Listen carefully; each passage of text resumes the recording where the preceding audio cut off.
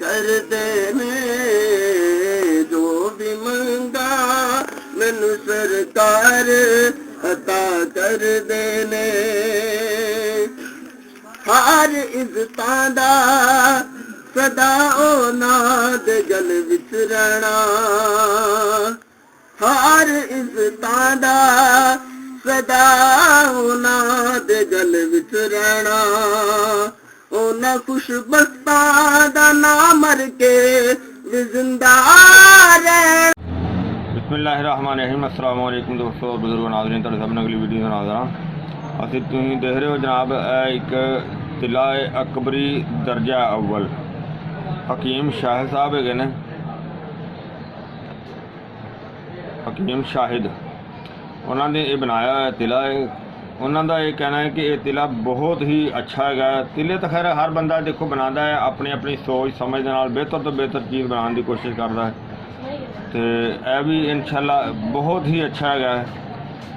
और ये छोटी पैकिंग होंगी है, एक शीशी 8 ml की जिन्हें पैकिंग की जाती है। जिस तरह फिलहाल उन्होंने दिखाया है वो तो मैं इस हिसाब नाल ही दिखा रहा वहाँ।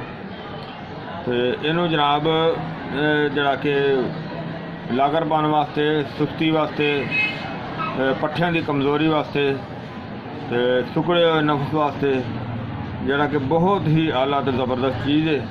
और इनू एक यानी कि बुढ़ापे दे विच भी इस्तेमाल किया जा सकता है। अगर यंग उम्र दे विच भी जिहड़ी भी खराबी होंदी है उस तो वास्ते इस्तेमाल किया जा सकता है।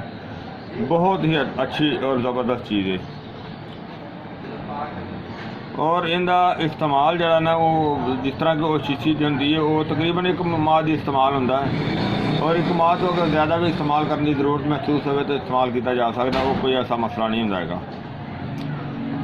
और जरा इनका फार्मूला है ये उन्होंने भी पता है, बहरहाल ये अच्छा फार्मूला है, ये तो उन्होंने बनाया है। और उन्होंने कहना है कि बहुत ही ज़बरदस्त तो अच्छा रिजल्ट है। उन्होंने काफ़ी यानी कि अरसे तो इस्तेमाल करवा रहे हैं। तो उन्होंने क्या कि जरा ना उन्होंने जिक्र किया तो मैं क्या फिर एक जिला तिला अकबरी दर्जा अव्वल का ये असीं भी उत्थे अपने चैनल दे विच रख देना ताकि किसी दोस्त ने भी ज़रूरत होगी तो वो जनाब वो लैके तो इस्तेमाल कर सकता है। और जनाब तुसी रिक्वेस्ट है कि सारा दोस्तों के कि नाल वीडियो जरा ना वो शेयर कराया करो ताकि सारे दोस्तों जेडे भी दोस्त को जरूरत हो वो इनू लैके तो इस्तेमाल कर सकता है। हर दूसरी गल यह है कि जोड़े कुछ दोस्त होंगे ने कि जो छोटी उम्र के हैंड प्रैक्टिस जी ना शुरू कर देते हैं। जिस तरह ही ब्लॉग शुरू होती है हुण हैंड प्रैक्टिस शुरू कर देंगे ने, क्योंकि अजकल के दौर के खैर बहुत ही ज़्यादा ये निज़ाम बीमारी फैल गई है। वो फिर जिस तरह ही ब्लॉग शुरू होती है उस तरह ही सिलसिला शुरू हो जाता है। तो उत्थे ही जी नफ्स की नशो नमा होंगी है, ग्रोथ होंगी है, उत्थे रुक जाती है। फिर जिस तरह ही उन्होंने समझ आती है तो फिर वो बहुत ज़्यादा परेशान होंगे ने। अल्लाह के बंदे माँ बाप के अगे इस चीज़ की, बल्कि मैं सारे माँ बाप को इस चीज़ का जरा ना मेरे वालों एक रिक्वेस्ट है कि बच्चों से खसूसी तवज्जो होनी चाहिए है। खसूसी तौर पर ना बच्चों की केयर करनी चाहिए है कि बच्चे की जिंदगी जी है वो ख़राब ना हो, अपनी जिंदगी जरा ना वो बच्चा अच्छे तरीके नाल जो वो गुजार सके।